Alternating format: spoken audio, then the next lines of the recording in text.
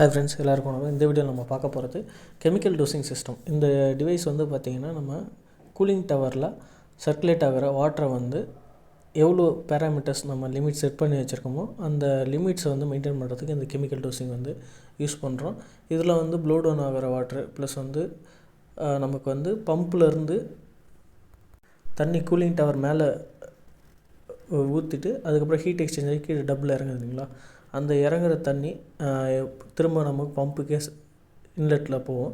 அப்படி போகும்போது நமக்கு இந்த பம்ப்லேருந்து வர ஹாட் வாட்டர்லேருந்து ஒரு டேப்பிங் எடுத்து இந்த கெமிக்கல் டோசிங் சிஸ்டமில் கொடுத்துருவாங்க. அந்த இன்லெட் ஆகிற வாட்டரில் கெமிக்கல் வந்து ஆல்ரெடி வந்து டைமர் செட் பண்ணி வச்சுருப்பாங்க. இந்த கெமிக்கல் இவ்வளோ டோஸ் ஆகணும்னு. அந்த கெமிக்கல்ஸ் வந்து நம்ம டோசிங் பம்ப் மூலயமா இந்த வாட்டரில் வந்து அந்த கெமிக்கலை டோஸ் பண்ணிவிடும். டோஸ் பண்ணுற கெமிக்கல்ஸ் வந்து பார்த்திங்கன்னா நமக்கு அவுட்லெட் வந்து பார்த்திங்கன்னா நமக்கு கூலிங் டவர்லேருந்து நமக்கு அவுட் ஆகிற வாட்டரில் மிக்ஸ்அப் ஆகும். இன்கமிங் வந்து பார்த்திங்கன்னா நமக்கு கூலிங் டவர் இன் ஆகிற வாட்டர் வந்து இன் ஆகும். அவுட் இந்த கெமிக்கல் டோஸ் ஆகிறது வந்து கூலிங் டவர்லேருந்து அவுட் ஆகிற வாட்டரோட லைனில் போயிட்டு இது டோஸ் ஆகிடும். இந்த வாட்டர் திரும்ப எங்கே போகும்னா நமக்கு பம்பு கண்டென்சர் பம்போட செக்ஷன் லைனில் போயிட்டு பம்பில் ப்ரெஷர் இன்க்ரீஸ் ஆகி அகைன் வந்து சில்லரோட கண்டென்சர் இன்லெட்டில் போயிட்டு ஹீட் எக்ஸ்சேஞ்ச் ஆகிட்டு அகைன் கூலிங் டவரில் வந்து ஊற்றும். இந்த ப்ராசஸ் நமக்கு ரிப்பீட்டடாக அந்த சைக்கிள் போயிட்டுருக்கும்போது வாட்டரோட குவாலிட்டி டிஃப்ரென்ஸ் ஆகும். பேராமீட்டர்ஸ் எல்லாமே வந்து மாறும்.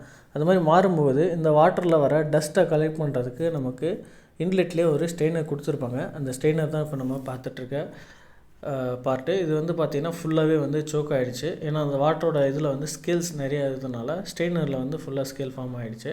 இப்போ இது வந்து நம்ம கெமிக்கலில் டிப் பண்ணி திரும்ப வந்து ஃபுல்லாக க்ளீன் பண்ணிவிட்டு ஃபிக்ஸ் பண்ணுறோம். இது வந்து இப்போ நமக்கு சோக் ஆகிடுச்சு அப்படின்னா வாட்டரோட ஃப்ளோ வந்து கம்மியாகிடும். அப்போ உள்ளே இருக்க ஃப்ளோ ஸ்விட்ச் வந்து நமக்கு வந்து கனெக்ட் ஆகாது. கனெக்ட் ஆன அந்த ஃப்ளோ ஸ்விட்ச் வந்து நம்ம சில்லரில் எப்படி ஃப்ளோ ஸ்விட்ச் இருக்கோ அதேமாதிரி இதுலேயும் வந்து ஃப்ளோ ஸ்விட்ச் இருக்குது. அப்போ வந்து கம்யூனிகேஷன் கிடைக்காது. அதேமாதிரி வாட்டர் இந்த இது வந்து ஸ்கேல் இஷ்யூ வந்து நமக்கு சென்சார்லேயும் போச்சு அப்படின்னா நமக்கு பேராமீட்டர்ஸ் எதுவும் ப்ராப்பராக தெரியாது. இப்போ பார்க்கலாம் ஃபுல்லாக அந்த ஸ்கேல் வந்து எவ்வளோ இதாக இருக்குன்னு ஸ்ட்ரெயினர் ஃபுல்லாகவே. நெக்ஸ்ட் நம்ம சர்வீஸ் பண்ணதுக்கப்புறம் ஸ்ட்ரெயினர் பார்த்தோம் அப்படின்னா வந்து ஃபுல்லாகவே அந்த பிளாக்கேஜ் எல்லாம் கிளியர் ஆகிடுச்சு. இந்த ஸ்ட்ரெயினர் வந்து பீரியடிக்காக நம்ம வந்து வாட்டரோட குவாலிட்டிக்கு ஏற்ற மாதிரி மந்த்லி ஒன்ஸோ இல்லை 15 days ஒன்ஸு இல்லை வந்து 3 months ஒன்ஸ், ஏன்னா வாட்டரோட குவாலிட்டியை பேஸ் பண்ணி தான் மாறும், சர்வீஸ் பண்ணிக்கலாம். இந்த வீடியோ உங்களுக்கு பிடிச்சிருக்கும் நம்புகிறேன், புரிஞ்சிருக்கும் நம்புகிறேன். புரிஞ்சதாக லைக் பண்ணுங்கள், ஷேர் பண்ணுங்கள், கமெண்ட் பண்ணுங்கள். தேங்க்யூ.